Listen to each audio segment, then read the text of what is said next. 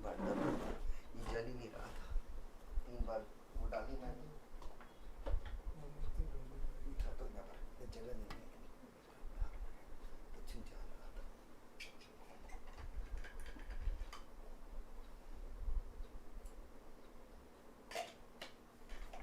क्या श्वास करूँ? जय मंगल अट्ठेगा।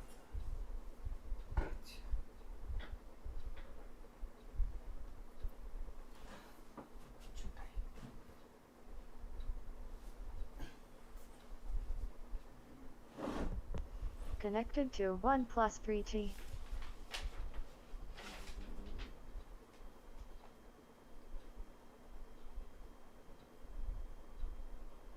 दान खंती मेत इधि है ना, पन्या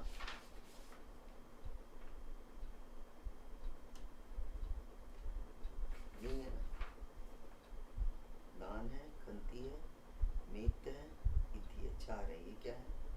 इधिपाद है। हाँ। उसके आगे जो है चिन्ह वो तो उनका होता है ना, पन्या तक तो हो गया ना, दान खंती मेत इधि, पन्या नीचे है, पन्या से पहले इसमें कुछ है नहीं, संतीन, संतीन में क्या हुआ? वो है दान खंती मेत इधि शांति पन्या, और फिर है विदुपदेश में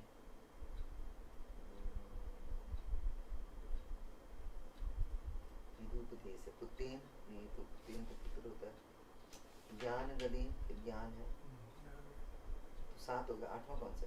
मोक्ष नहीं, वर्ष ज्यादा तो 8 वो नहीं है, ये 7 है।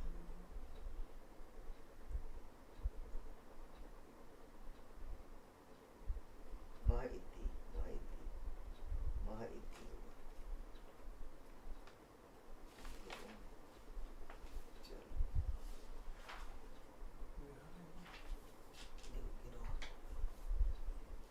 आज हटा के मैंने इधर सारा कुछ किया, फिनाइल खुद डाल के।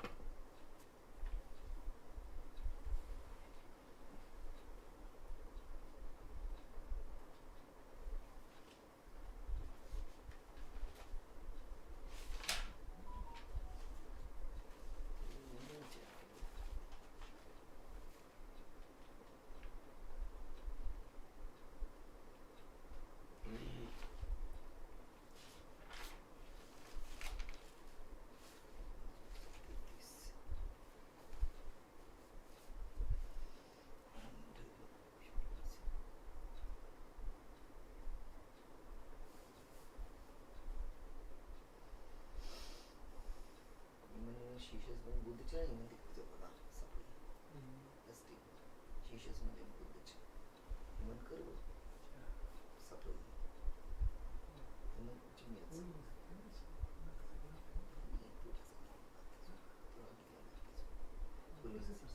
ऊपर से कूलिंग से करना चमका, कूलिंग से cooling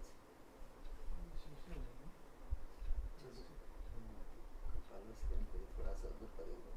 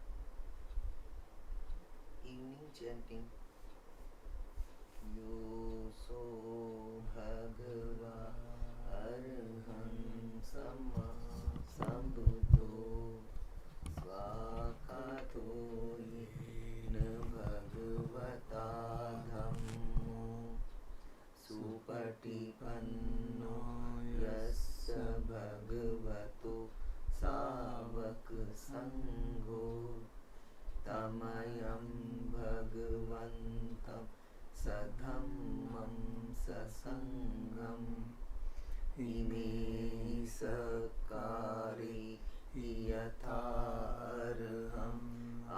Aropitehi Abhipujayama Sadhuno Bhante Bhagava Suchira Pariniputopi Pachima Janata Nukampamanasa Ime Sakari Dugat Panakara Bhuti Patiganhatu Amhakam Digaratam Hitaya Sukhaya Arham Samma Sambuddho Bhagava Buddham Bhagavantam Abhivadi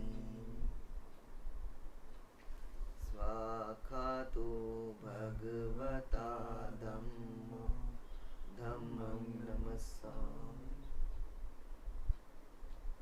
Supatipanno Bhagavato Savak Sangho Sangam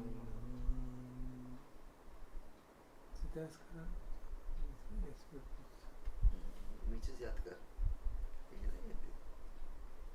हान मयम बुद्ध दरवाजा door खुला part of the door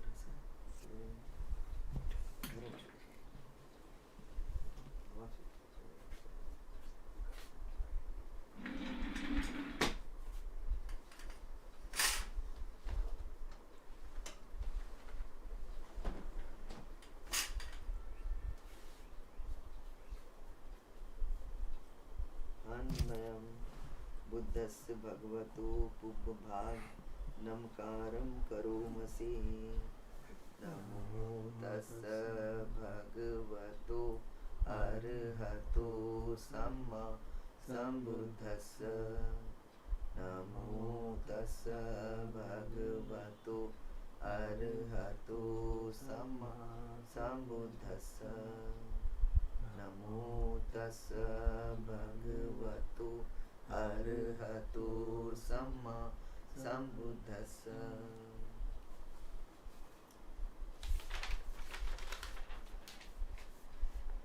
हन्दमयं बुद्धानुसतिनयं करोमसे तं Köppen भगवन्तं एवं कल्याणो इति सदो अभुगतो इति पिसो भगवा अरहं सम्मा सम्बुद्धो विद्याचरण संपन्नो सुगतो लोकविदु अनुत्तरो पुरिसदम्मसारथि सत्ता देवमनुस्सानं बुद्धो भगवाति हन्दमयं बुद्धाभिगीतिं करोमसे बुद्धवारहन्तवरता द्विगुणाभियुतो शुद्धाभिज्ञानकरुणा हि समागततो बोधेसियो सुजनतं कमलं वसुरो वन्दामहं तमरणं शिरसा जिनेन्दम् बुद्धो यो सर्वपाणिनं शरणं खेममुत्तमं पठमानुसतिष्ठानं वन्दामि तं शिरेणहं बुद्धस्सास्मि दासीव बुद्धो मे सामि किस्सरो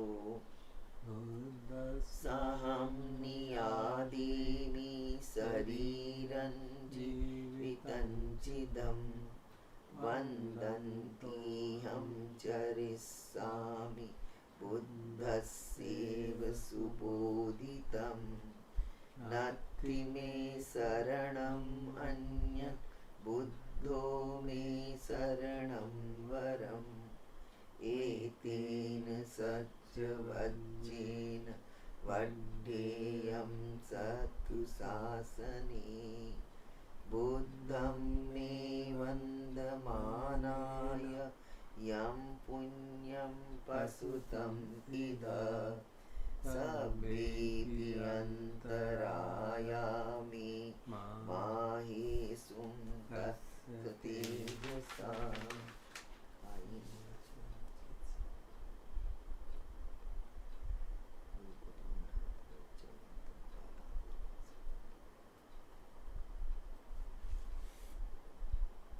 आनंदमयं धम्मानुसतिनयं करोमसि स्वाखातो भगवता धम्मो सन्दिट्ठिको अकालिको एहिपस्सिको औपनयिको पश्चात्तं वेदितव्यो विनियोगीति आनंदमयं धम्माभिगीतिं करोमसि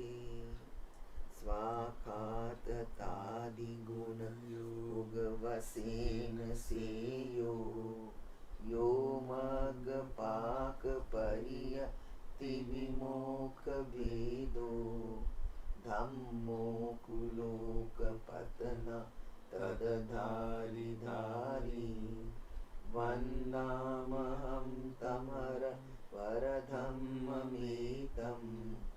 धम्मो यो सर्वपाणिनं शरणं खेममुत्तमं द्वितीयानुसतिष्ठानं वन्दामि तं शिरेणहम् धम्मस्सहस्मि दासीव धम्मो मे सामि किस्सरो धम्मसहं नियादीमि शरीरं जीवितं चिदं वन्दन्तीहं चरिष्यामि धम्मस्येव सुधम्मतं नत्ति मे शरणम् अन्यत् धम्मो मे शरणं वरम् एतेन सत्यवज्रेण वड्ढेयं सतु शासने धम्मं मे वन्दमानाय यं पुण्यं प्रसूतं इद सभ्येऽपि अन्तराया मे माहेषुं तस्य तेजसा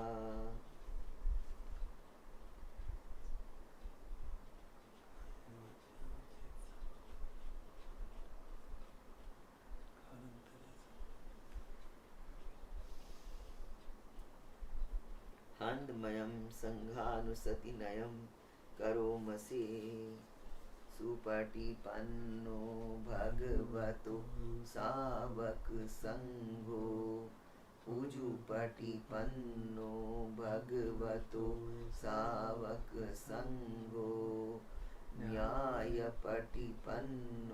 भगवतो सावक संघो सामीचिपटिपन्नो भगवतो सावक संघो यदिदं चत्तारि पुरुषयुगानि अष्टपुरुषपुद्गला एष भगवतो सावक संघो आहुनेयो पाहुने दक्षिणेयो अंजलिकरणीयो अनुत्तरं पुण्यखेतं लोकसाति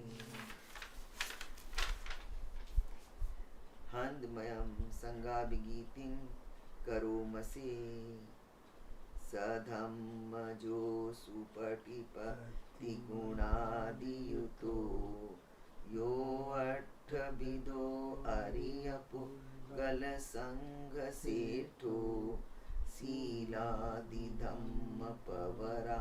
सयकाय चेतो वन्दामहं तमरिया गणं सुशुद्धं सङ्गो यो सब्बपाणिनं शरणं खेममुत्तमं ततीयानुसतिष्ठानं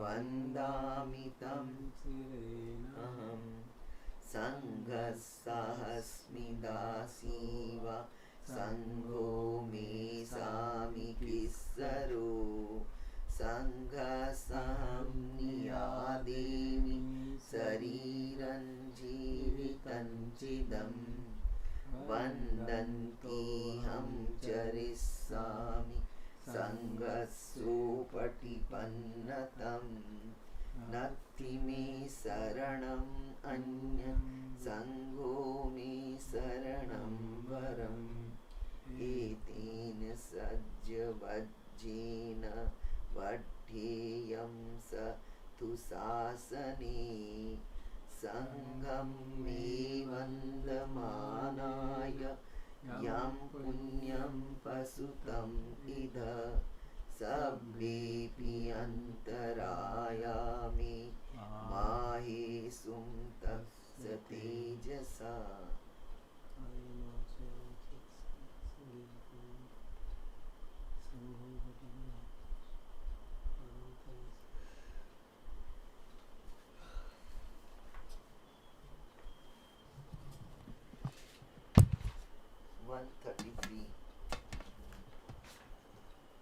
पेज 133 जय मंगल की बात है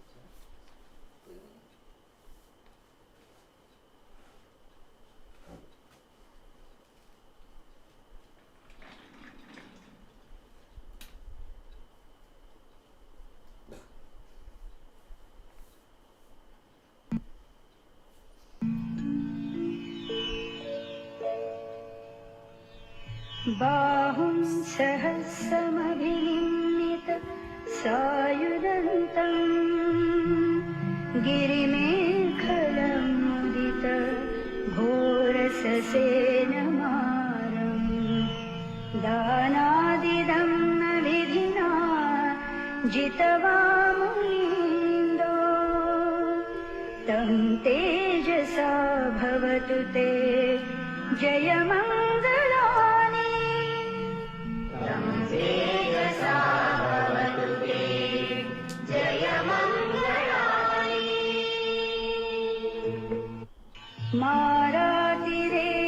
मारातिरेकमभियुज्जित सब्बरतिं घोरं पनालवकमख मतद्धयखम् खन्ति सुदन्त विधिना जितवामुनीन्दो तं तेजसा भुवतु ते जयमङ्गलानि तं तेजसा भवतु ते जयमङ्गलानि नालागिरि गजवरम् अतिमत्तभूतं दावर्गिचक्रमसनीव सुदारुणन्तं मेत्तम्बुसेक विधिना जितवामुनीन्दो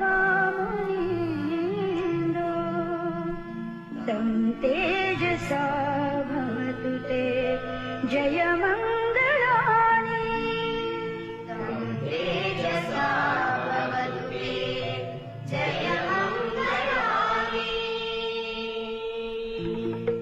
उक्थितखड्गमतिहत्थ सुदारुणन्तं धावन्ति योजन पथङ्गुलिमालवन्तम् इद्धीविसङ्खत मनोजितवा मुनीन्द्रो तं तेजसा भवतु ते जयमङ्गलानि तं तेजसा भवतु ते जयमङ्गलानि कत्वानुकट्ठ मुदरम् इव गब्भिनीया चिञ्चाय दुःखवचनं जनकाय मज्जे सन्तेन सोमविधिना जितवा मुनीन्दो तं तेजसा भवतु ते जयमङ्गलानि तं तेजसा भवतु ते जयमङ्गलानि सच्चं विहाय मतिसच्चकवादकेतम् वादाभिरोपितमनम् अति अन्धभूतम् पञ्ज्ञापदीप जलितो जितवा मुनीन्दो तं तेजसा भवतु ते जयमङ्गलानि तं तेजसा भवतु ते जयमङ्गलानि नन्दोपनन्दभुजगम् विभुदम् महीब्धिम् पुत्तेन थेरभुजगेन दमापयन्तो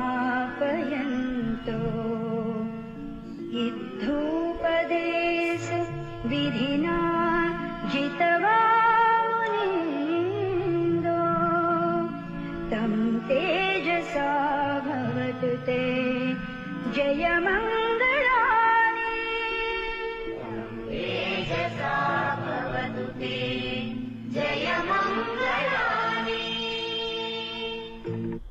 दुग्गाहदिद्धि भुजगेन सुदट्ठहत्थम् ब्रह्मं विशुद्धि ज्युतिमेद्धि बकाभिधानम्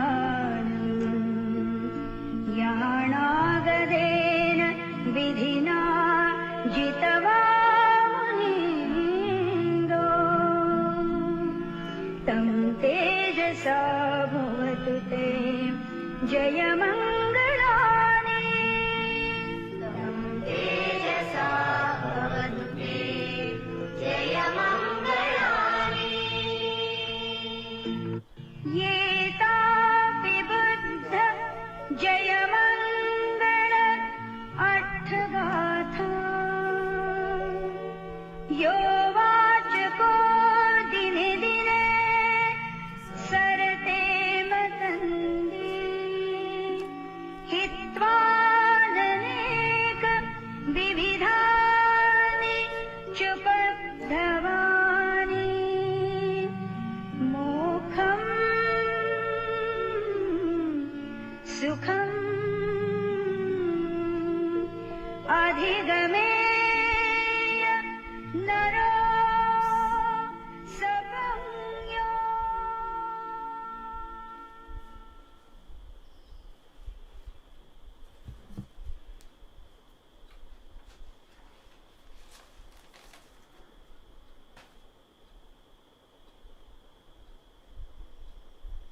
We now listen to a discourse on Chittanupassana section. The discourse is titled Divided Mind by Mr. Rodney Smith as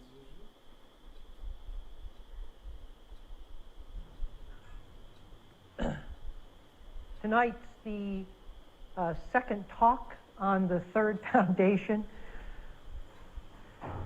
and it's a very important foundation because it's looking at the mind itself, the formations of mind. When you look at the mind, you look at the formations of mind. And we have worked our way through the body and through feelings, not emotions, but the pleasant, unpleasant, or neutral feelings that are intoned in each experience. And now we have come to the mind itself. And the Buddha is the sutta. Please leave that light on. Yeah, thank you. It's for the camera. The Buddha uses a refrain over and over again to sort of get our attention. And he says, this is not a quote, but he essentially goes through a whole bunch of different states of mind and their opposite and says, the monk or nun will discern when he or she is happy. The monk or nun will discern when he or she is sad. The monk or nun will discern when he or she is confused. The monk or nun will discern when he or she are clarity. And he goes through a whole list of all these different states of mind. And the list is, of course, there are many states of mind in which he doesn't speak to, but it's enough so that you get the sense that it's all states of mind. You don't say, oh, he left out sleepiness, and he's supposed to be inclusive. And what he's doing is doing something very important. He's not giving us any wiggle room. He's not giving us any wiggle room. And this, I find that this particular paragraph is one of the most important components of this sutta or of any of his teachings.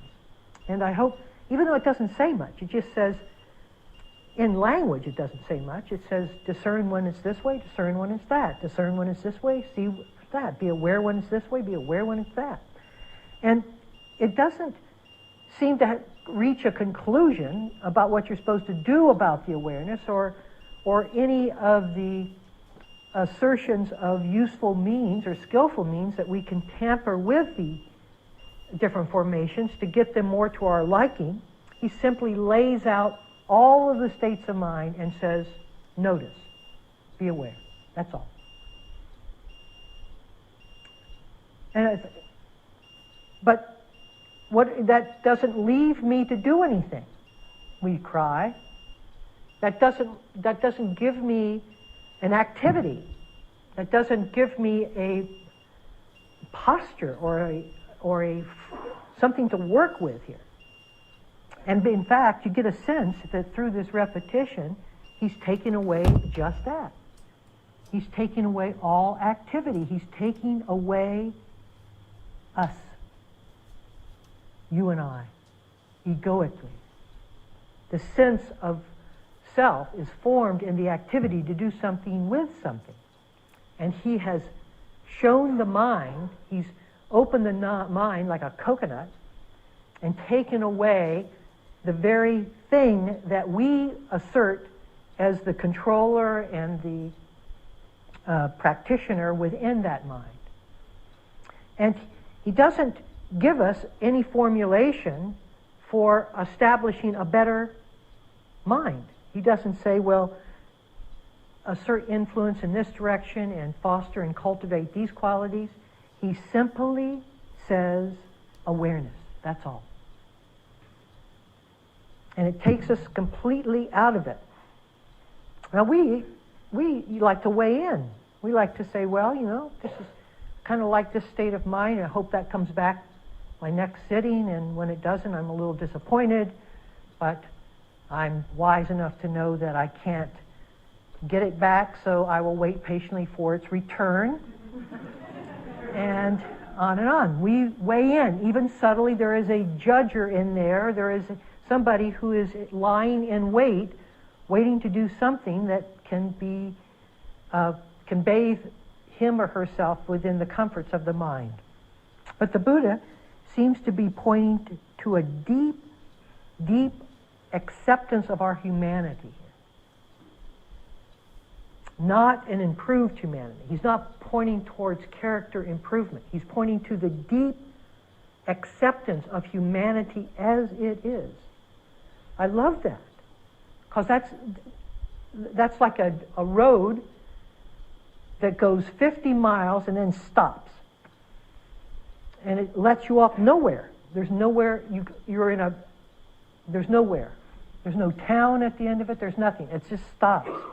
And that's what he's done here. After all the preponderance and all of the ways of working with different physical sensations and feelings, he takes us on this road and then he just says, awareness, that's all.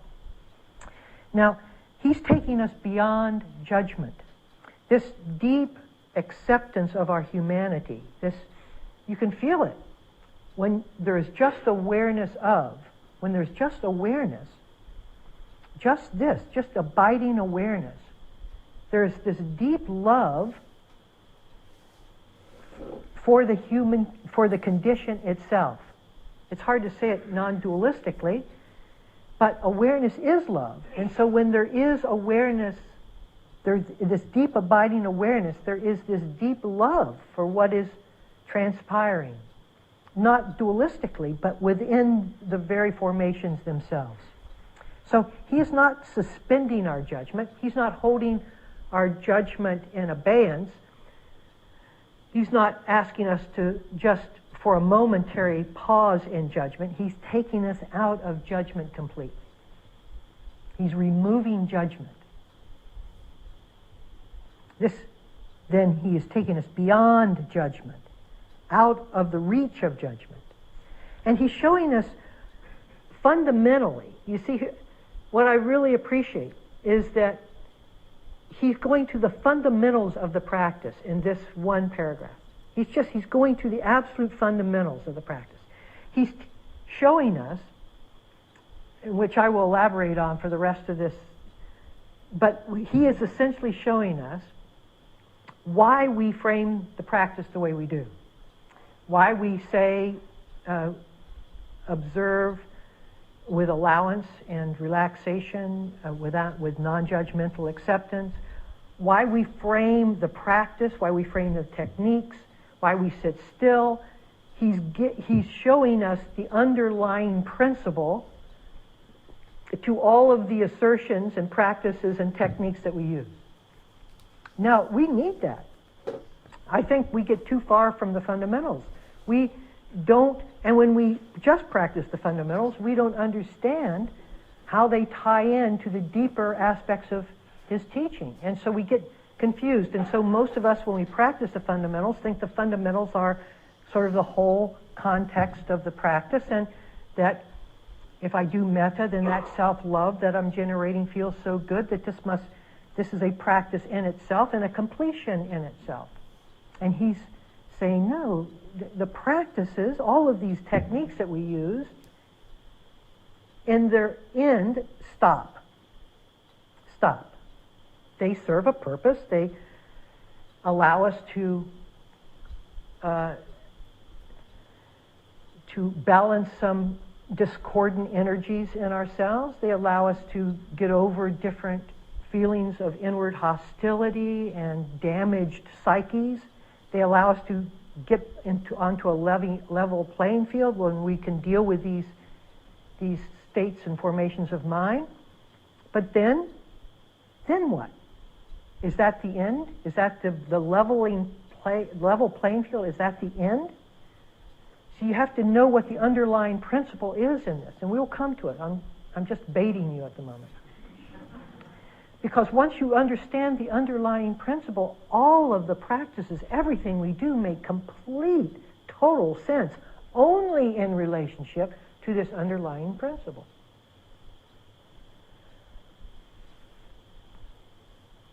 And so what is he saying when he's saying, okay, just awareness, just abiding awareness? He's actually showing us a different context than the formations themselves. The formations, the mental formations, all of the different mind states that we have, the happinesses, the sadness, the confusions, the ignorance, all of that stuff that goes on, and the content and the thoughts and the emotions and all of that, the feelings, all of that barrage that's happening, that commentary that's considerable, all of that is we lose our way within that. We try to go in there and make it sound okay to us, to make it smooth it out, to make it likable, to shine it up a little bit, to make it a kind voice that's coming through, a commentary of softness, of gentleness. We infuse our energy into the wrong area of practice. We infuse our energy into the formations themselves. But he's saying the awareness, that which holds the formations, the awareness, the abiding awareness that holds all things. This is where this sutta is taking us now. It's taking us not into the implications of what this particular state of mind means in terms of my spiritual and how many more states I have to, in the cultivations of 7 factors and all. It's not, he's shutting all that down. The road ends here. The road ends here. That's why I think this is a compromised sutta, because people aren't taking it with the depth that I think it truly intends.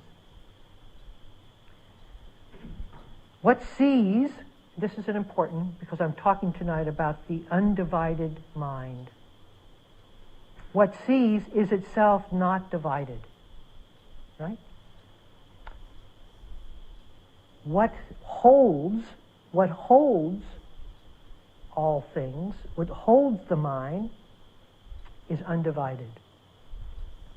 And so, as we begin to get a sense of where this sutta is taking us, and it's not towards the beautification of the product, but towards something that is formless, that is available at all times, but formless, but isn't as easily noticed because of its formlessness as the formations are. We suddenly have to back up a little bit and reassess what we've been doing in our practice.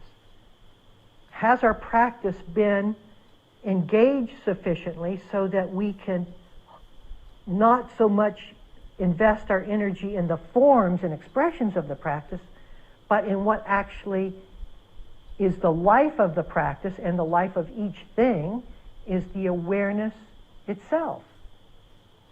Now that's a very different one. So what do I do now? You see what? But you can listen to all the instructions that you've ever been given, and all the instructions, ultimately, if they're skillful instructions, should intone a sense of not doing within our practice, ultimately.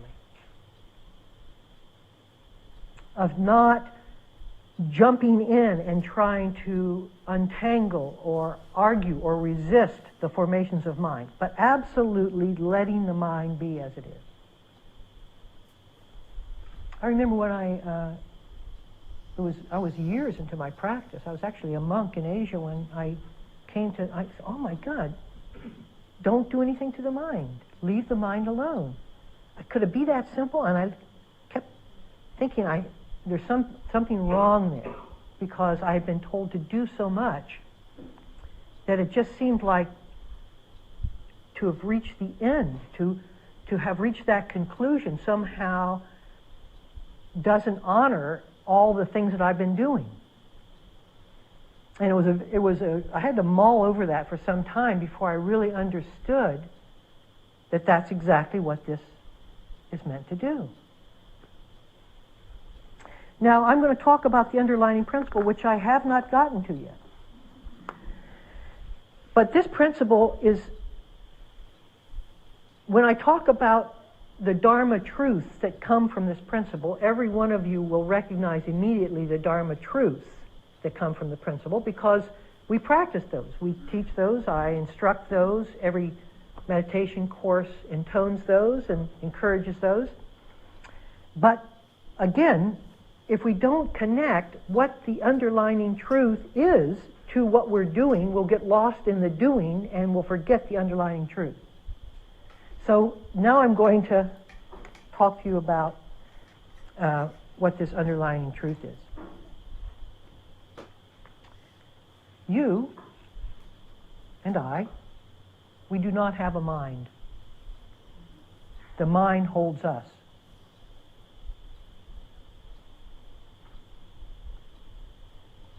We are not separate from the mind, having a mental experience.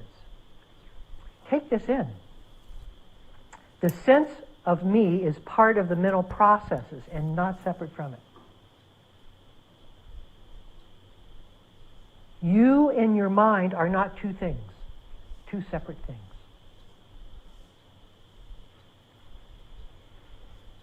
What seems to you doing something to the mind is the mind efforting itself. And a mind divided with you acting upon it is the definition of suffering. There's no way for you to get the upper hand with the mind. And there's no better way to get trapped in duality than by trying to get out of it. The mind is a closed system. Now let's just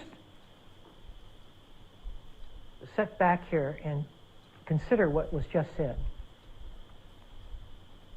And to understand our practice in light of just what was said.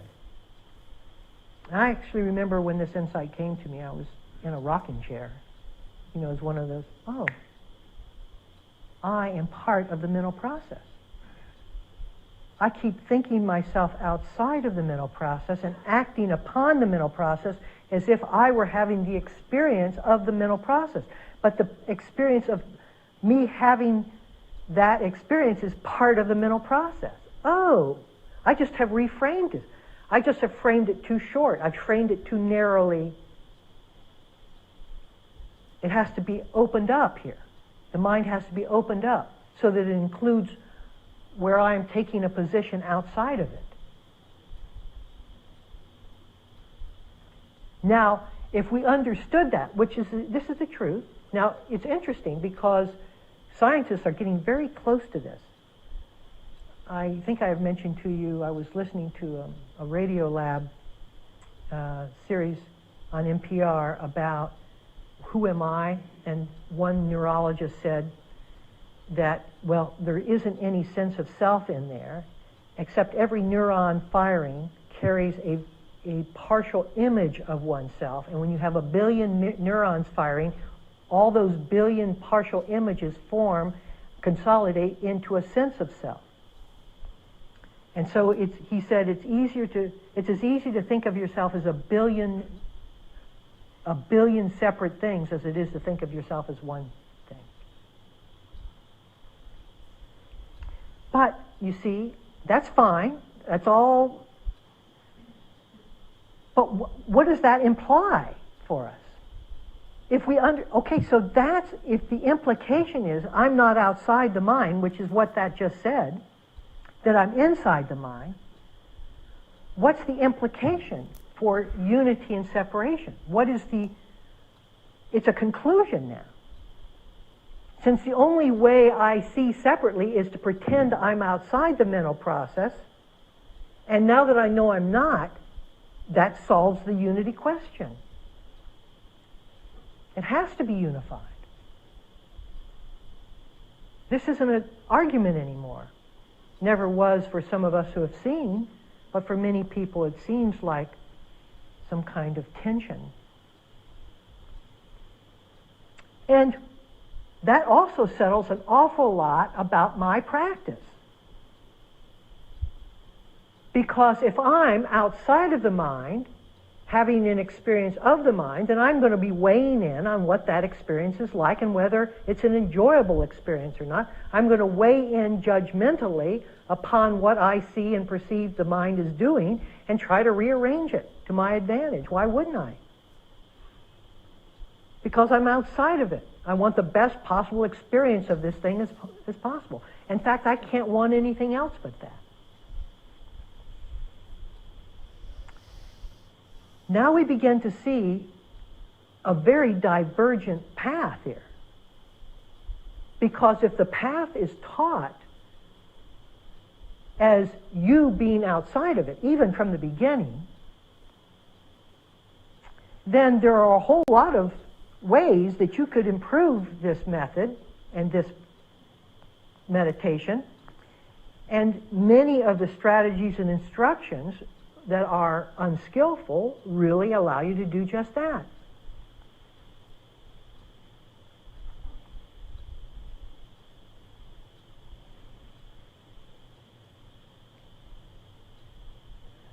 But a skillful instruction would be, look at what you believe is outside of the mind. Just look at it. See if you can catch what you think of is outside of the mental process. See if you can catch a flavor of it. And see if it's true. See if it's in fact has a position outside of what the mind is doing. Or is it a position in the mind that stakes its claim outside?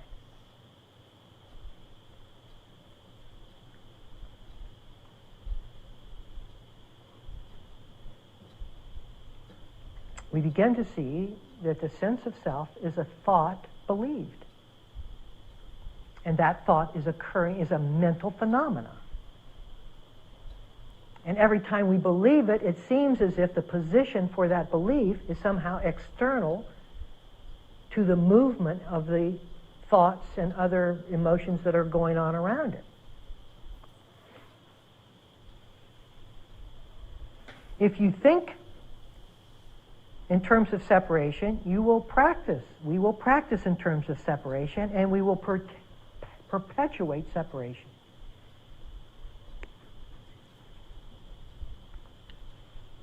This is all in the sutta. This is an implied dharma from the sutta.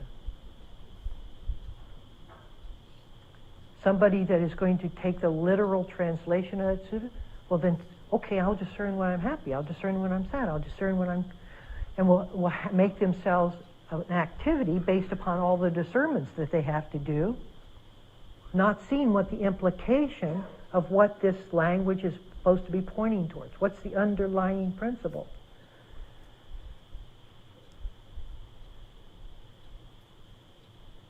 We should be curious about this, not frightened. This is an amazing, wow. So why is it that I think of myself outside? And is that so? Let me just be quiet so that awareness can discern the part that seems to take a position outside.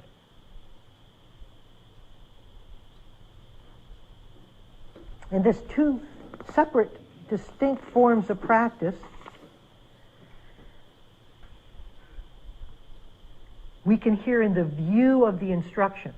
So when you listen to instructions, listen to them and see whether they're putting you as a position, in the position of someone who's outside the mind, having the experience of the mind, or the someone is part of that mental process itself. See how those instructions are offered, and your interpretation of them, of course, is important, because that can always go astray. But then you begin to get a sense of whether these instructions are wise or unwise, useful or unuseful. And instructions which establish you as the organizer of your journey, as the guide, as the keynote speaker, as the master guide, you have to question. Instructions that put you subtly at odds with what the mind is doing, that give you some way to sort of bridge the difference, or compromise the difference, or take the heat off the difficulty, has to be questioned. Instructions which assert that my efforts alone will advance my spiritual journey. My efforts alone? Where's the my? The mind influencing itself, as if it had the whole picture. How can one part of the mind perceive the whole?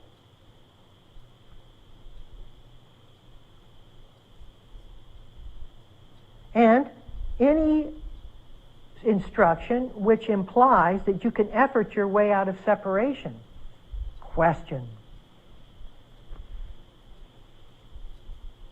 Any instructions that reinforce the sense of mastery, question.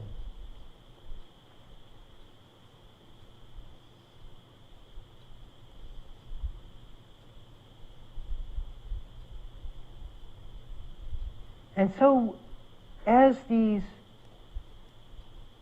forms are heard and questioned, there are truths, Dharma truths, that each of us in the course of whatever way we have been practiced, have found our way towards.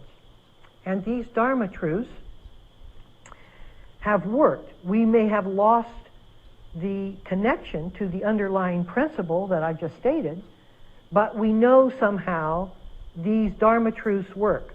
Now I want to bring some of these Dharma truths into the picture and not lose connection with the underlying principle. And you'll see, of course they work, because this is true. Of course this is true. They won't just be some kind of statement of wisdom that I jotted down once and I proved to be effective. But we'll see where the tie-in to the teaching is. So the first truth I would like to just explore is, the more we avoid something, the more we ensure its return. All right? Most of you know that, don't you? That you don't get by with turning your back on something. But why has that worked for you? I mean, why is that true for you? If you don't have the underlying principle, why? It just seems like some kind of random independent law. But when you understand that the sense of self is an embodied mind, is embodied within mind, then you realize that one part of the mind can't turn away from another part of the mind and expect there to be anything else but rancor. Right? So if a mental phenomena turns away from, says, I don't like that other mental phenomena,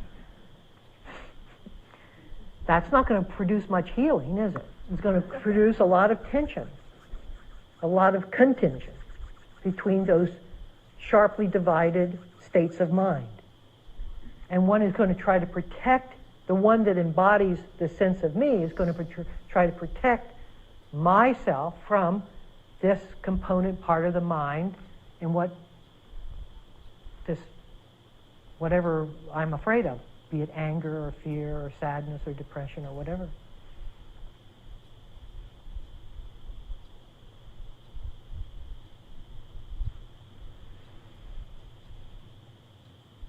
And we realize somehow that it doesn't work. And so when we learn, somehow we learn through just trial and error, really, we learn that we have to kind of shut up and not judge. But we don't bring all of it in. We have a kind of judgment in absentia. So we won't actually judge verbally, but an attitude will judge, because we haven't understood the principle. We just won't say, I hate this. But the tension, there's some tension in our body. There's a judgment going on because we haven't included that judgment in the entirety of the mind. The judgment has to be included alongside of what's being judged. When that happens, the judgment can't sustain itself in the judgment, because it's not being infused or invested with any energy outside of anything else. See, awareness, which is what our fallback is, that which sees, that which holds all things, doesn't divide all things, and doesn't infuse so much more energy in this or less energy in that. It just sees both equally. When both are seen equally, then the judgment has to end, because judgment is based upon unequal seeing. Are you having fun? Am I going way out there too far and you're going, ah? Well, this is where the sutta takes us.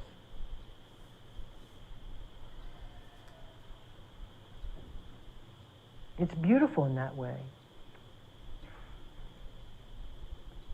Separation is caused by exclusivity. Exclude one thing and you'll be separate. Because that's the part of the mind that is not being included. So you're going to have two.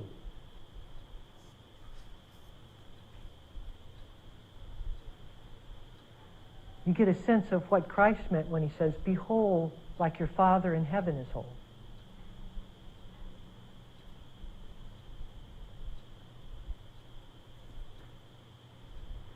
And when we find there is suffering, you can just feel the squirming going on, and the recalcitrant part of the mind that refuses to suffer or to acknowledge or to fully open to the suffering. It tries to find that corner, backing off, doing everything possible, and all matter of strategies, which is still mental processes. Strategizing is mental processing to get rid of the suffering that's caused by the strategies.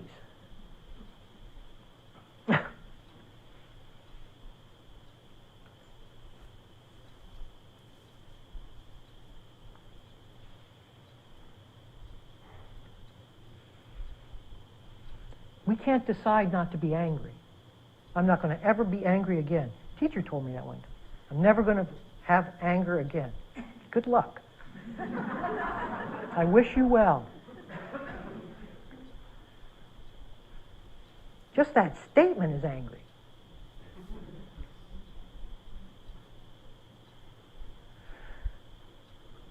So we begin to see, right? This law makes perfect sense when we see the underlying principle that everything is mind.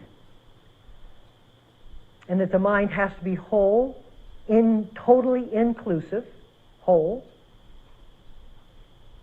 or it's fractured. And when it's fractured, then there are two halves, two hemispheres pitted against one another. And that creates the sense of me and the problem. The problem was generated by the aversion towards the acceptance of the other hemisphere. That's what we call a problem. And we try to solve a problem by being aversive to it, which reinforces the distance and the tension to the problem itself. So I'm just giving you the basic law of the land, right? I'm just amazed that we've missed it for so long. I don't mean each one of us. I mean as a culture, as a human race. Why isn't this understood? Because it changes everything. And it puts us on a very, very direct course towards complete healing. It's not all fancy. It doesn't have 10,000 things that you need to do. It simply says, stop the argument.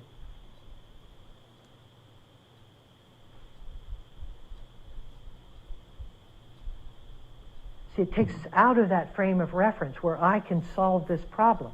The sense of I has its own strategies to solve the problem. But it can't, there's no way that a part of the mind can solve the whole of the problem. So it takes us out of that. It immediately shuts down that as an option. And that's why this is so powerful.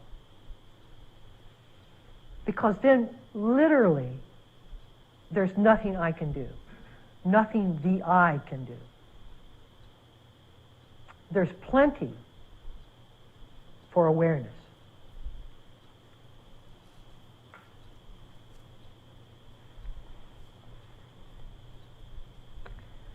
What can awareness do? It can understand. It can invite curiosity in that which there is aversion towards. Anything that brings the two halves closer. Understanding does just that. Understanding in Thai is, the word means entering the heart. So not with any strategy, understanding, it doesn't have a strategy to it. It's vulnerable. It's open. It just wants to understand. It wants to open to. You see? That's why that's the only strategy that can heal the hemispheres. See this? All of a sudden things light up. Oh, he's been talking about understanding for years. Oh, makes sense now. We have to do it that way because any other thing just keeps those two locked in conflict with one another.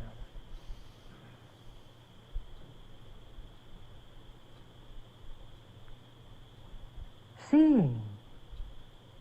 The awareness itself, not who sees, but seeing itself.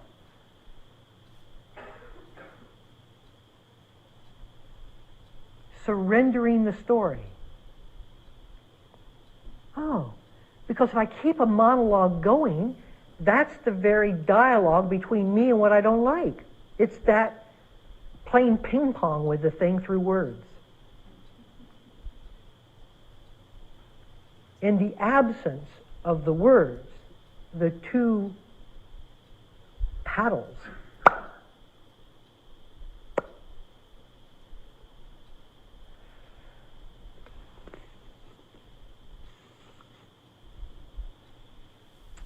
to end the ego's rule, we have to take the self out of time.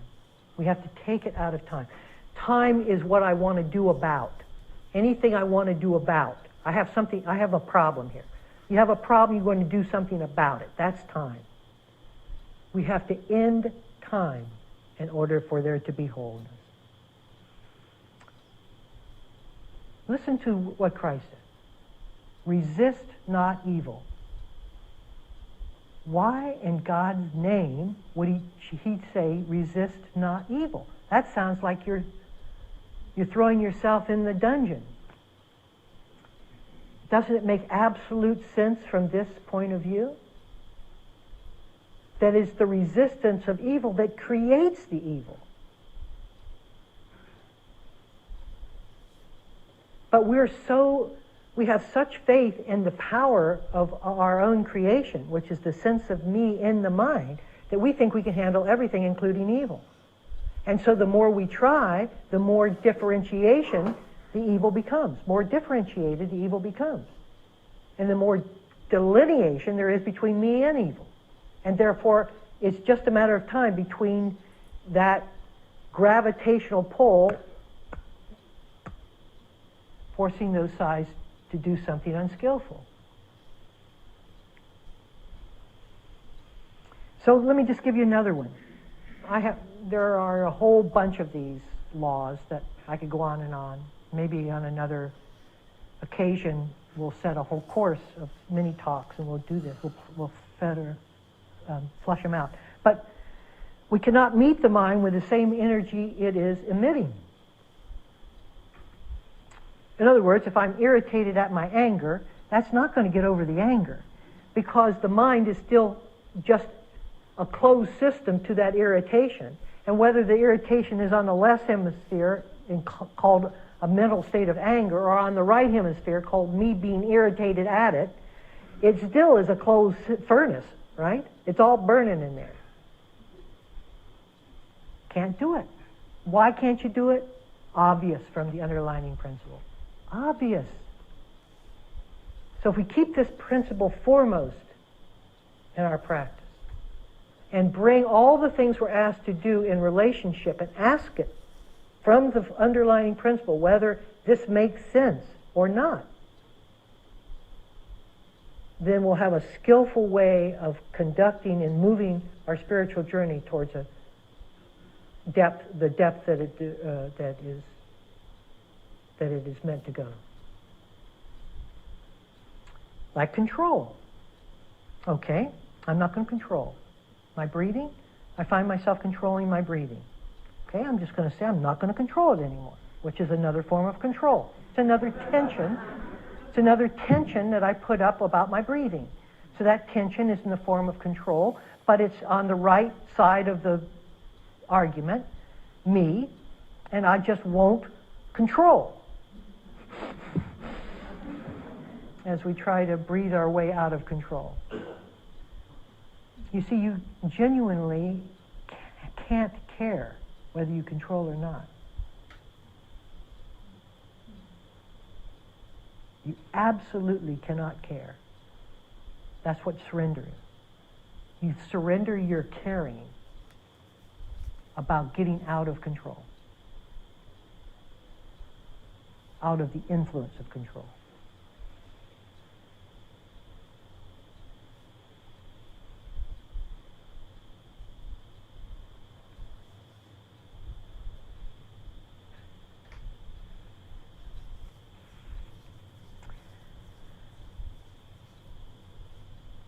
Another of the Dharma truths that many of us sense, but we don't have any idea of where it comes from, is that we cannot force the mind to bring forth what is hidden.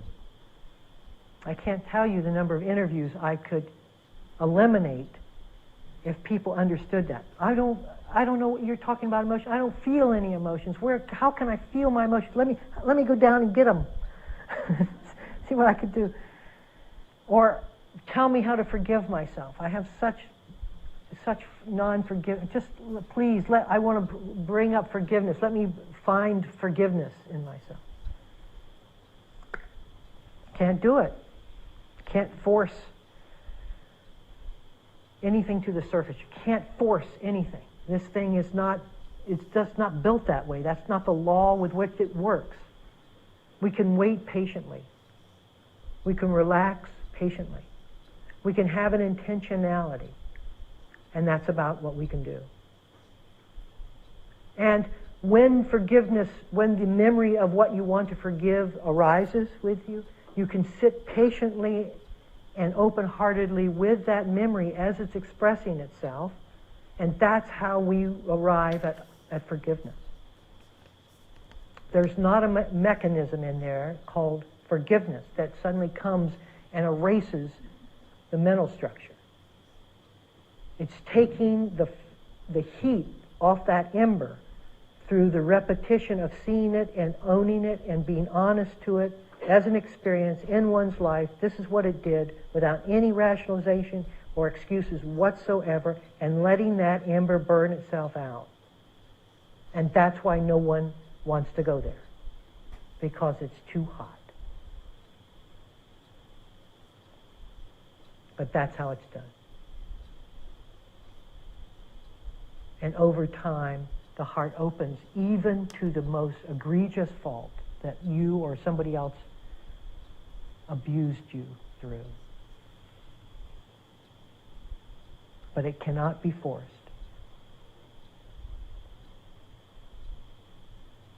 Forget something. Oh, I forgot. Now what did I just try to, what was it that I was trying to remember? Forget it. You can't dig it out. It may come, it often does. You just change the subject or release the tension and there it is again. Or if you're my age, it doesn't come. That's okay. I'm getting kind of used to it not coming. It's just like, okay, clean slate here. Let's just move in a different direction. I can't feel my emotions. Just take the edge off the contention, the argument, the resistance. I can't, just relax. Relax. You're not without emotions, I promise you. Just relax. They hold such an edge of fear that you don't want to feel them. Just honoring the fear that you have around your emotions. And that will start dissipating and the emotions will come back on and be seen.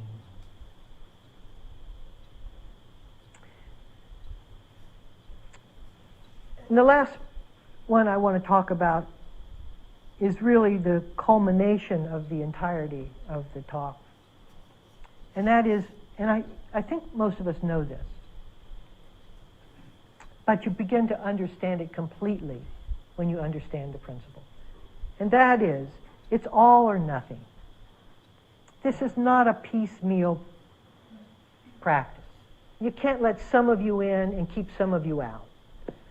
This isn't, I want the likable parts of me in and nothing that even resembles my father, and that's not going to come in, I'm telling you. That is not going to work. You can't close the door on some parts and open the door on the others. This is an all or nothing. All or nothing. We each have a personal image ideal. Somebody calls us up and asks us to drive them to the airport.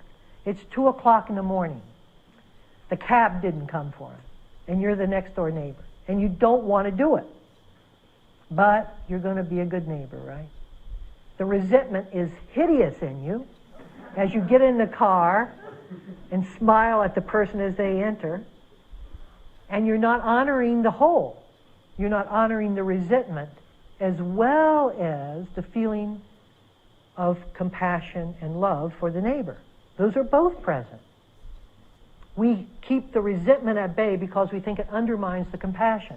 I just want the compassion side of me, the love side of me, the smile, so that they think I'm the best neighbor in the world. Well, you're not, and you never will be. There's a resentment there that almost that has to be included as well. Yes, I didn't want to do this. You don't have to say it, but you have to honor that expression of emotion in yourself so that you see alongside the good neighbor is the devil.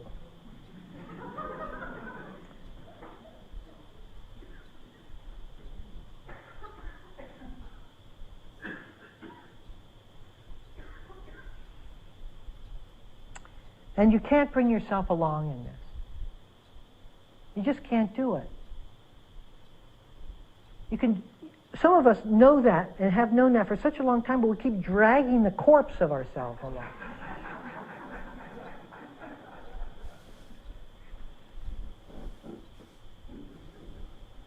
We're not willing to cut the final umbilical cord and be done with it here. What do we think the whole mind looks like? It just isn't pitted against itself. Everything changes and nothing changes.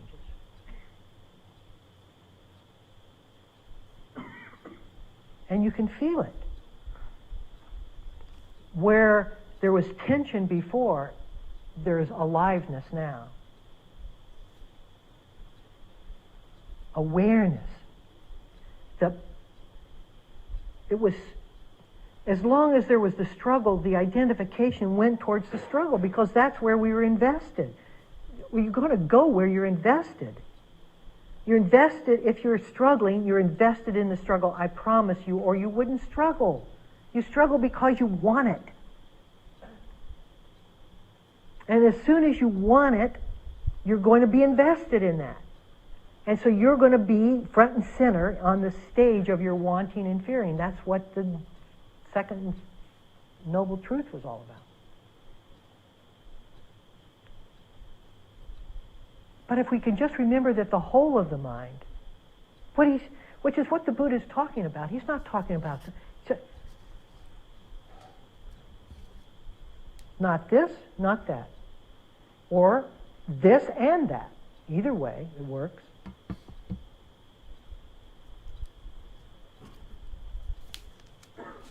No tension, because nothing is pitted against itself. A new life is born. A new life is born from the whole. Not the life that's born from the tension and struggle. That's what we call me. This is the new life that's born. And may we all find our way to it. Can we sit for a minute or two?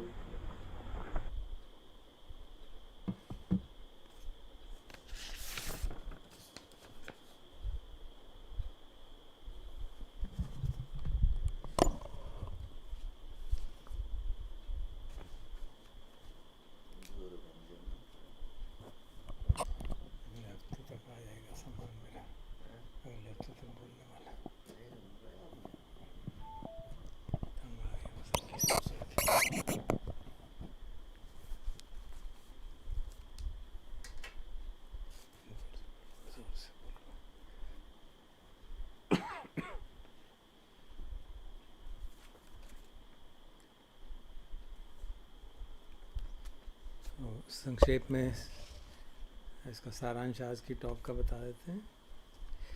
मुख्य बात उसी परिपाटी पे थी जो कल चल रही थी कि जो भगवान की इंस्ट्रक्शंस हैं कि जैसे चित्त की स्थिति है, राग से भरी हुई है कि राग के बगैर है, द्वेष से है कि द्वेष वाली है कि द्वेष के बगैर है, हमें करना कुछ नहीं है, सिर्फ जानना है। सैरागं व चित्तम सैरागं चित्तम थी पजानाती, सिर्फ जानना है, करना कुछ नहीं है। तो इसी बात को वो ठीक से डिटेल में समझा रहे हैं कि उसका तात्पर्य क्या है और उसके इम्प्लिकेशंस क्या हैं, वो बताना चाहते हैं। पहला एक इम्प्लिकेशन बता रहे हैं कि वो ये इंस्ट्रक्शंस हमको बताती हैं कि भगवान हमारी जो मनुष्य की कमज़ोरियाँ रहती हैं उसको एक्सेप्ट करते हैं कि ऐसा होता है और उसको निकलने का तरीका भी बता रहे हैं कि उसको कुछ करो मत, तो अपने आप प्रकृति के नियमों के अनुसार निकल जाएगा अगर ठीक से उसको देखोगे तो बेसिकली वो ये कह रहे हैं कि डू नथिंग, कुछ मत करो, लेकिन वो हमारे लिए इतना मुश्किल हो जाता है क्योंकि हम आदतन कुछ ना कुछ करना चाहते हैं। ये हमको ठीक नहीं लग रहा तो इसके लिए कुछ कर लो, ये मन स्थिति अच्छी नहीं है ऐसा कर लो, गुस्सा आ रहा है तो कुछ गुस्से को कम करने का आप करो। तो उस चक्कर में हम ठीक से अपनी साधना कर नहीं पाते हैं। तो कहते हैं इस सिंपल सी बात का एक बहुत फंडामेंटल इम्पैक्ट है, जो बेसिक ट्रूथ जो इससे निकल के आती है, जो अंडरलाइंग प्रिंसिपल है, वो उसको समझाने का प्रयास कर रहे थे कि भाई भगवान हमको इस इंस्ट्रक्शंस के थ्रू क्या कहना चाहते हैं। वो कहना चाहते हैं कि जो माइंड के कंटेंट हैं उसको महत्व मत दो, जो भी हो बस उसको जानो। तो जानने का मतलब है जो जानने वाला है उसको उसकी ओर ध्यान देना चाहिए, जो अवेयरनेस है उसकी ओर ध्यान दें। हम स्टेट ऑफ माइंड को सुंदर करना, उसको सुधारना, उसके चक्कर में नहीं पड़ना चाहिए। उसका अपना एक रोल है शुरू की साधना में, जैसे हम आनापान करते हैं, मैत्री कर रहे हैं, मुदिताजा कर रहे हैं, वो सब अपने चित्त की जो बहुत ज़्यादा दूषित चित्त है उसको सुधारने के लिए उसका लाभ है। लेकिन ये इंस्ट्रक्शन जो है वो उससे ऊपर उठने के लिए, उसको ट्रांसेंड करने के लिए है। तो अंडरलाइंग प्रिंसिपल वो क्या बताते हैं कि भाई ये जो इसको हम मन कह रहे हैं वो हमारा नहीं है। ये जो मैं का भाव है वो मन का ही भाव है, वो कोई अलग से नहीं है। हम समझते हैं कि मैं हूँ और मैं मन को देख रहा हूँ, ऐसा है नहीं। मैं भी मन की एक विचार ही है, it is just a thought believed. तो वो ये बात कह रहे हैं जो हम लोग अजान सुमेधो उसके और उनके अन्य साथियों से सुनते आ रहे हैं कि मैं नाम की चीज़ कुछ नहीं है, मैं एक विचार है जिसको हमने विश्वास कर दिया और हम ये सोचते हैं कि मैं देख के उसको सुधार लूँगा। तो ये अपने में एक हास्यास्पद चीज़ है कि मन का एक हिस्सा कह रहा है कि मैं दूसरे हिस्से को सुधार दूँगा। तो मैं मन के बाहर अगर हूँ तब तो मैं सोच सकता हूँ कि मैं कुछ कर सकता हूँ। जब मैं मन के अंदर ही हूँ और मेरा मन के अंदर होना और उसको न जानना ही दुख का कारण है, तो मैं उसको कैसे निकाल सकता हूँ। तो कहते हैं कि जो हम अगर इस तरह से सेपरेशन में सोचेंगे तो हमारी प्रैक्टिस उसी तरह की होगी। तो फिर जैसे अजान सुमेधो कहते हैं ना, if you think you are somebody wanting who has lot of craving and aversion and you're working towards enlightenment by reducing aversion, अगर तुम समझते हो तुम कोई एक साधक हो जो अपने साधना करके एनलाइटन हो जाएगा, तो स्टार्ट इग्नोरेंस से करोगे तो दुख होगा। तो उसी बात को ये अपने शब्दों में कह रहे हैं बेसिकली कि आप अपने एफर्ट से अपने सोचते हैं कि आप किसी तरह से मन को सुधार लेंगे, वो होने वाली बात नहीं है। अपने एफर्ट से जो सेंस ऑफ डिवीज़न करते हैं माइंड का, वो अपने एफर्ट से नहीं होगा, उसको सरेंडर के माध्यम से करना होगा। सरेंडर का मतलब सिर्फ अवेयरनेस के प्रति सजग रहे। जैसे भगवान अजान सुमेधो भी कहते हैं give importance to awareness, surrender to awareness, this is what he is also trying to say. तो उन्होंने कहा कि इस अंडरलाइन प्रिंसिपल की एक दो चीज़ें और उन्हें आयाम उन्होंने बताए हैं। एक जो हमें सब अधिकतर मालूम ही है कि जितना हम किसी चीज़ को अवॉइड करते हैं उतना ही वो हमारे पीछे पड़ जाती है। तो हमको मालूम है कि हम जितना हम मन को चाहेंगे कि मैं आप गुस्सा नहीं करूँगा, तो वो गुस्सा बार बार होता ही जाएगा, क्योंकि हम अपनी वोल्यूशन से हम मन को बदलना वोल्यूशन से नहीं कर सकते। हम कहते हैं अच्छा मैं आप किसी को जज नहीं करूँगा, तो हम वो शब्दों से जज नहीं करेंगे, लेकिन हमारा एटीट्यूड वैसा का वैसा बना रहेगा। तो अवेयरनेस जो है वो सब चीज़ों को एक जैसा देखती है। उसमें राग है कि द्वेष है कि कन्फ्यूजन है, तो उसमें कोई जजमेंट नहीं होती। तो हम उस तरफ साधना को बढ़ाएं। तो जो डिवाइडेड माइंड है जिसमें मैं अलग हूँ और प्रॉब्लम अलग है, इसको हमको इसके जो डिवीज़न है इसको भेद में बांटना पड़ेगा। क्योंकि प्रॉब्लम क्रिएट ही इसलिए हुई है कि मैंने अपने आप को अलग मान लिया मन से, जबकि मन का ही उपज है मैं का भाव। अवेयरनेस का क्या रोल हो सकता है कि अवेयरनेस जो है वो क्यूरियोसिटी करती है समझने की बात। तो जैसे पहला आर्य सत्य जो है सफरिंग शुड बी अंडरस्टूड, तो वही बात आ रही है कि ये जो भी मन में ये जिसको प्रॉब्लम कह रहे हैं, कोई राग जाग रहा है, दुष्ट जा रहा है, भय जाग रहा है, बेचैनी जाग रही है, उसको अंडरस्टैंड करना है। वो अंडरस्टैंड करना है तो उसको देखना होगा बगैर किसी जजमेंट के, बगैर किसी पूर्वाग्रह के। तो अवेयरनेस जो है कहते हैं एक क्यूरियोसिटी के विचार तरीके से उसको देखो तो समझ सकते हैं, और फिर समझ के क्लियर हो जाएगा कि कहाँ परेशानी है, किस तरह तृष्णा जाग रही है। दूसरी बात वही उसको उन्होंने दूसरे शब्द में कहा कि हम मन के साथ उसी तरह की एनर्जी से नहीं मिल सकते जैसे एनर्जी वो पहले एमिट कर रहा है। मतलब आप गुस्सा आ रहा है और आप गुस्से के प्रति गुस्सा कर रहे हैं तो उससे कुछ होगा नहीं, ये स्वाभाविक वो हमको सुधारेगा नहीं। केवल सरेंडर, अहम के भाव को छोड़ना वही हमको, और अपनी आदत ये छोड़ना कि मैं कंट्रोल कर लूँगा चीज़ों को, वो आदत छोड़नी पड़ेगी। तीसरी बात उन्होंने कही कि हम कई बार सोचते हैं कि मैं मन में जो चाहता हूँ मैं उस तरह की विचार ले आऊँ। मेरे को कोई परेशानी हो रही है, फिर बैठते हैं कहते हैं अच्छा मेरे को मालूम नहीं पड़ रहा, मुझे अपने इमोशन ही नहीं मालूम पड़ते। कहते हैं रिलैक्स करो, जितना रिलैक्स करोगे तो अपने आप प्रकृति के नियमों के अनुसार चीज़ें प्रकट हो जाएंगी। तो पेशेंस बहुत आवश्यक है, और वो पेशेंस बहुत मुश्किल होती है क्योंकि आप पेशेंस किसकी वेट कर रहे हैं कि मेरी परेशानी क्या है वो इमर्ज हो, मैं उसको देखूं और जानूं। तो जैसे हमने फायर सर्मन में सुना है कि रागाग्नि, दोषाग्नि, मोहाग्नि, तो वो अग्नि की तरह हमको जलाते हैं। तो कह रहे थे ना, it is very hot and burning. चौथी बात उन्होंने कहा जो कि ये जो प्रैक्टिस है ये पीस मील नहीं हो सकती, या तो पूरी करोगे या कुछ नहीं कर सकते। इसमें सेलेक्टिविटी नहीं हो सकती। अच्छा ये तो हमारे मन के अच्छे भाव हैं, इनको तो संभाल के रखें, इनके प्रति तो हम प्रसन्न हो लें, दूसरों को छोड़ देते हैं, वो उससे होगा नहीं। काम में कोई ना कोई करते हैं, अगर उसमें कोई भी नेगेटिविटी साथ में और काम अच्छा भी है तब भी हमको नेगेटिविटी को भी ऑनर करना होगा और अच्छाई को भी ऑनर करना होगा, तभी हम ये डिवीज़न को तोड़ पाएंगे। नहीं तो डिवीज़न रहेगा तो स्ट्रॉन्ग शब्द किए ऐसे जैसे अपने शरीर की एक लाश की तरह चलाए जा रहे हैं और सजग नहीं है, जान नहीं रहे क्या हो रहा है। तो मन को जो डिवीज़न है उसको हमको बांटना है ताकि वो आपस में एक मन का एक हिस्सा दूसरे हिस्से के खिलाफ ना जाए। और उसका एक ही तरीका है कि हम अवेयरनेस में बने रहें, अवेयरनेस के ऊपर रेफ्यूज हमारा बना है।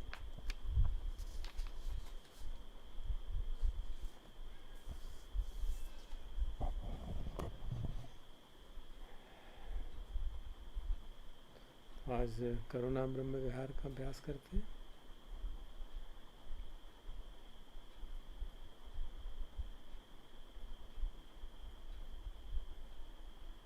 पहले मैं कुछ वो क्लैरिफिकेशन बताना चाहूँगा क्योंकि करुणा ब्रह्म विहार में मैं परित्ता इस्तेमाल कर रहा हूँ जो ट्रेडिशनली नहीं करते। परित्ता अलग होता है और ये इसमें नहीं माना जाता था, लेकिन वो पर एक तो परिस्थितिवश इस समय की परिस्थिति इतनी विषम है कि हमें नहीं लगता कि हमारे जो पारमियों का बल है वो इतना स्ट्रांग है कि हम उससे कुछ अपने को ही संभाल पाएंगे। तो इसलिए we take help of the paramis of the lord of the various Buddhas, जैसे कि आटा नाट्य सूत्र में किया गया।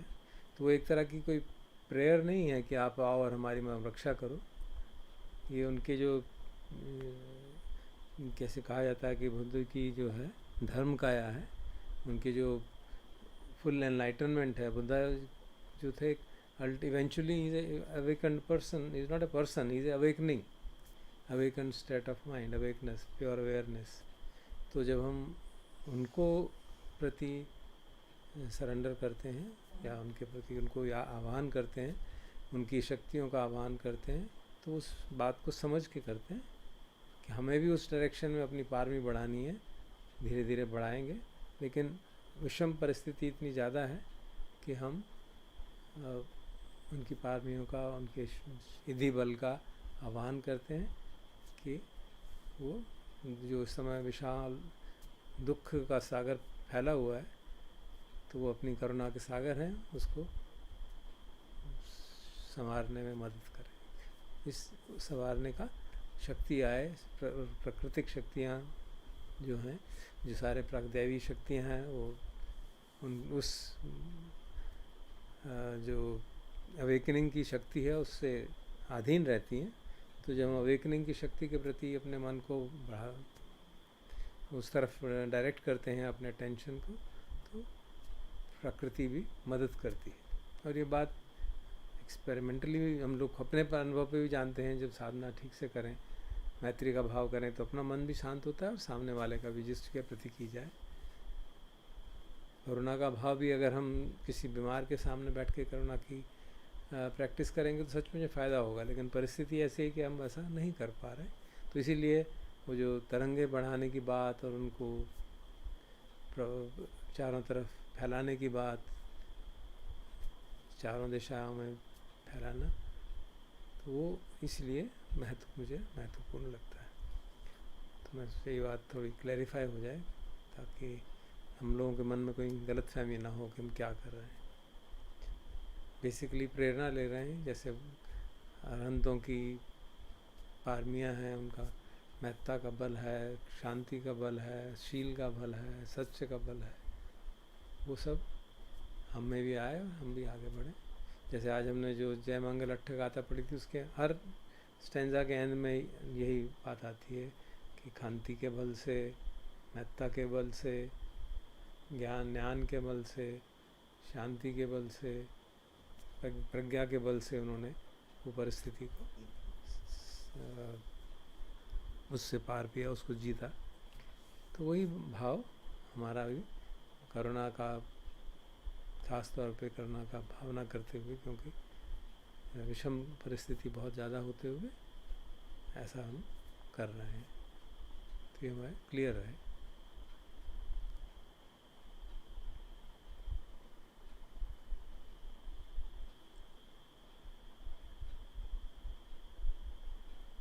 तो हमारी चैंटिंग है उसको करते हैं इस भाव के, इस बात को समझ के ठीक से।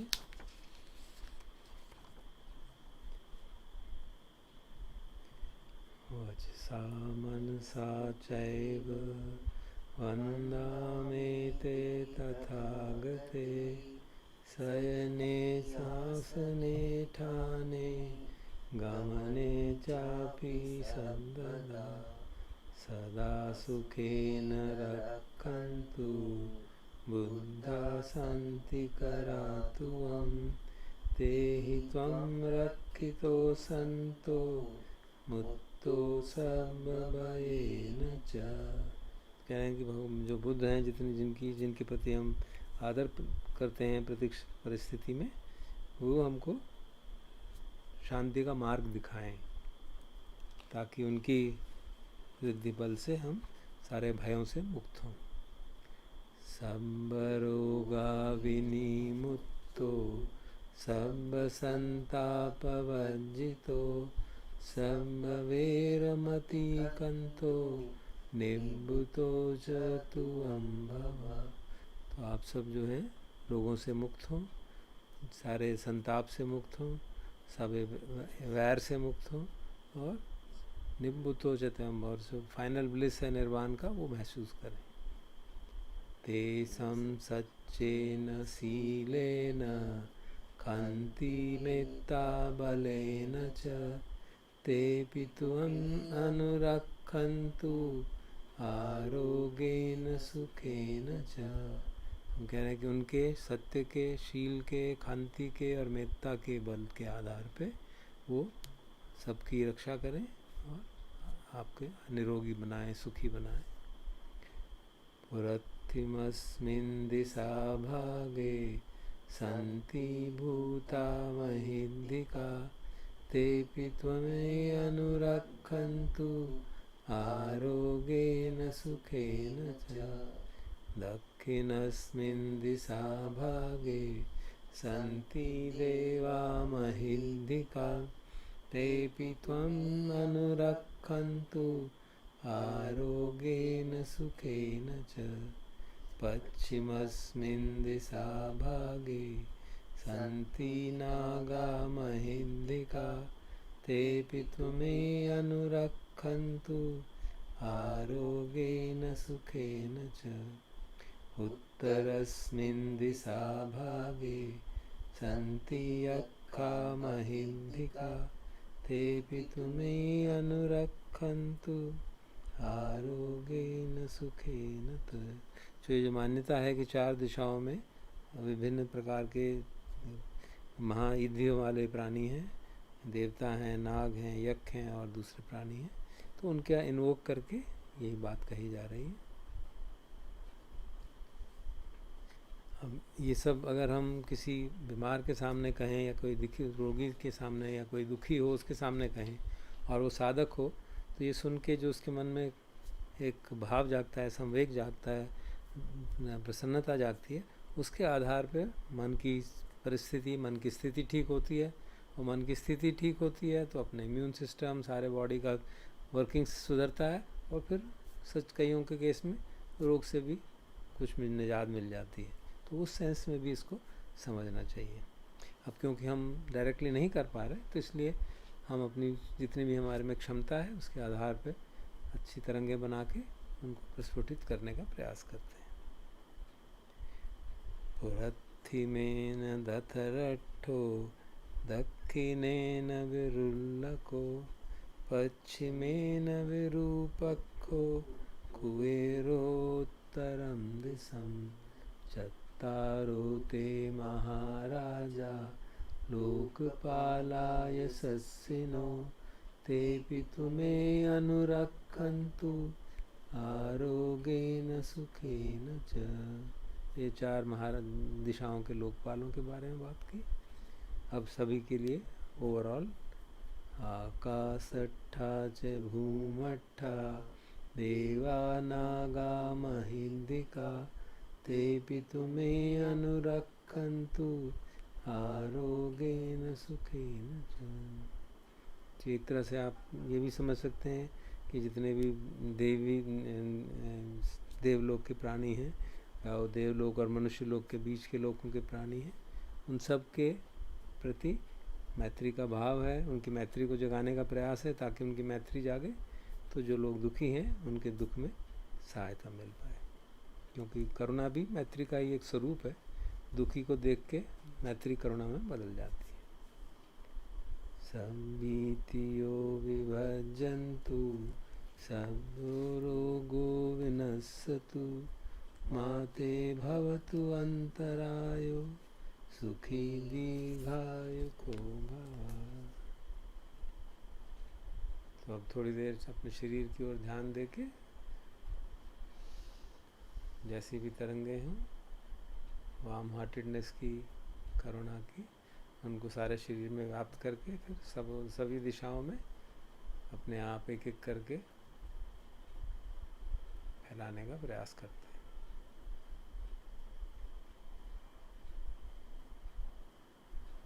किताब दे रहे हैं।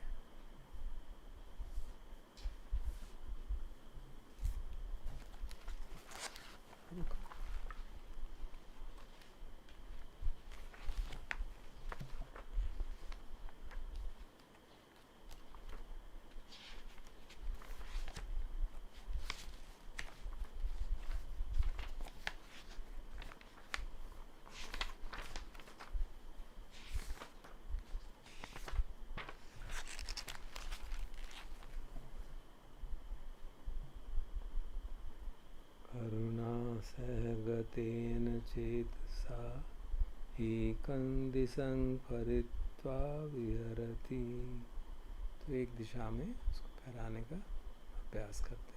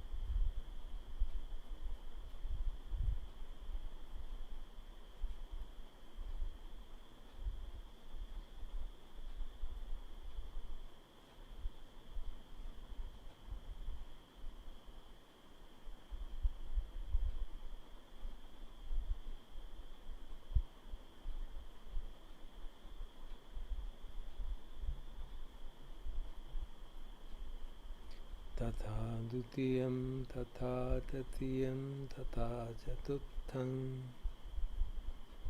बाकी तीनों दिशाओं में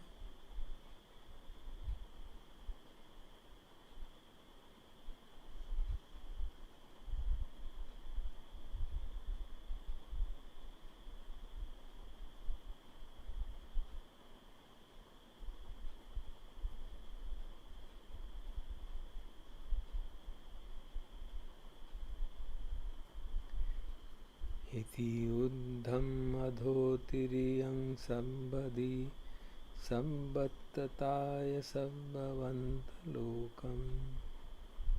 अब आड़े तिरछे नीचे ऊपर चारों तरफ सभी लोगों के प्रति।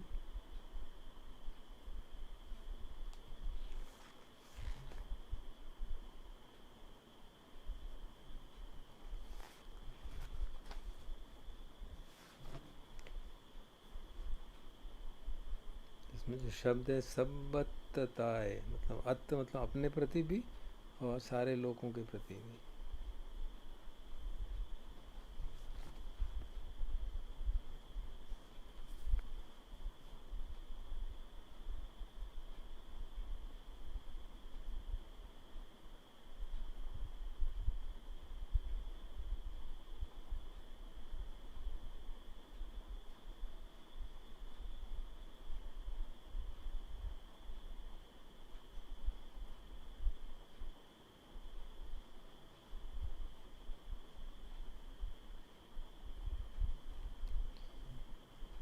शरीर में सारे में हो या शरीर के कुछ भागों में हो, कोई फर्क नहीं पड़ता।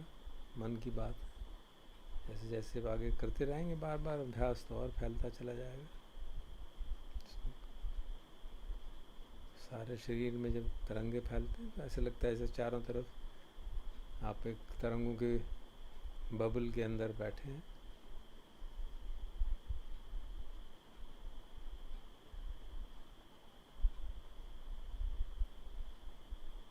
तो फिर जो अंतिम आदेश है भगवान का, करुणा सहगतेन चेतसा विपुलेन महगतेन अपमानेन अवेरेन अव्यापज्येन फरित्वा विहरति।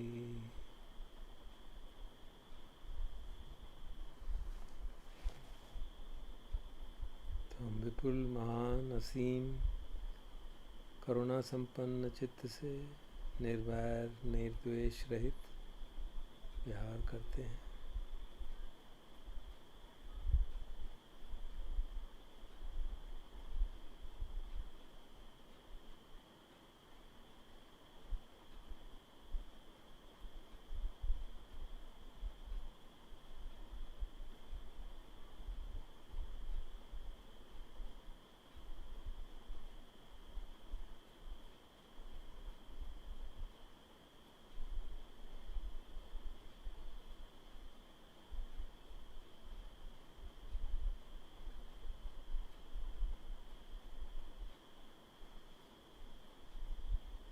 जो भी इस समय हमारे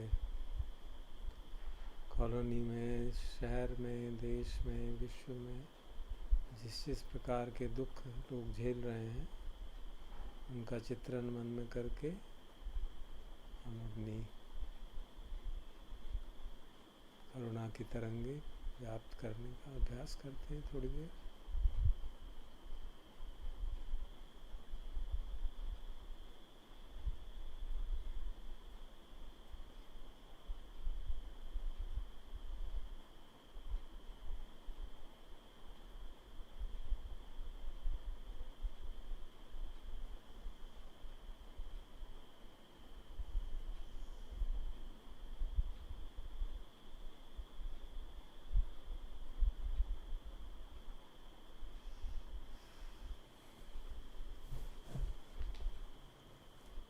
भवतु सर्वमङ्गलं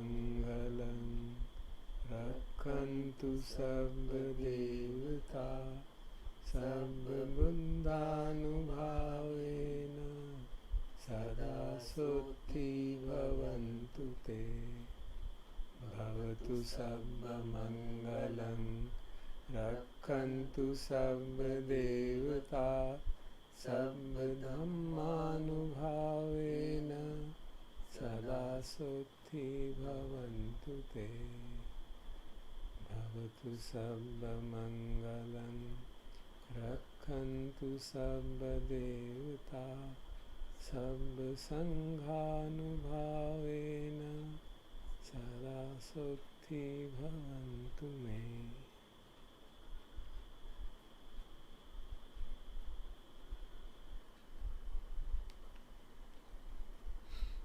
ये जो 3 वर्ष बोलते हैं इसमें 3 जगह ते बोल सकते हैं या एक जगह में भी बोल सकते हैं ताकि अपने प्रति भी वो भाव रहे, हमारा भी कल्याण हो। तो 2 में ते बोल सकते हैं, किसी और आखिरी वाले में मैं भी बोल सकते हैं।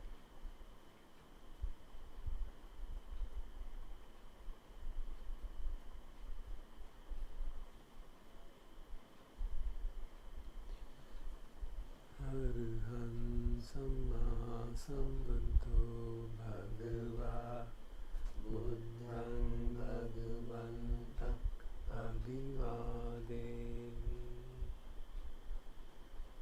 साक्षातो भगवता धम्मं नमस्सामि सुपटिपन्नो भगवतो सावक संघं नमामि।